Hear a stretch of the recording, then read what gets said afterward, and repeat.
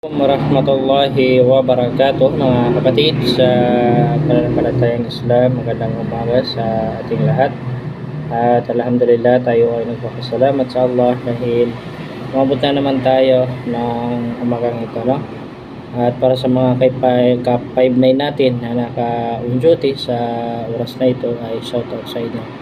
At siyempre ingat tayo palagi 3535 sa 20 para 7416 mga ka-5-9. Alhamdulillah, bilang isang Muslim, mashallah, malapit na ang buwan ng Ramadan. Malaman natin na tayo ay napapaloob sa buwan ng Sha'ban. So bilang isang Muslim, ramihin natin yung ating istighfar, paghihingi ng kapatawaran sa Allah, pagbabasa ng Quran, paghahanda sa paparating na buwan ng Ramadan para tayo ay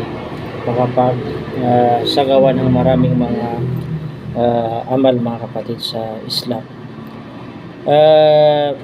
Kung halimbawa ikaw ay isang tao, isang alipin ng Allah, matakutin sa Allah subhanahu wa ta'ala, ang kinakailangan natin gawin ay tayo ay makipagpatawaran sa mga kapatid natin, kamag-anak natin, mga kaibigan natin na hindi natin kinakausap. Kung halimbawa meron kang kapatid sa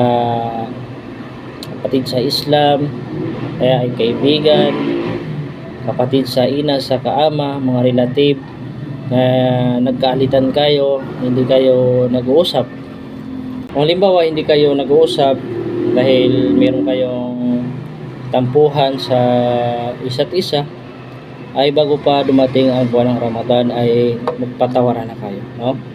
Yun na ay mag-usap, mga kapatid sa Islam. Bilang isang Muslim ay kinakailangan natin magmahalan, magkaisa, magtulungan sa ating relihiyong Islam.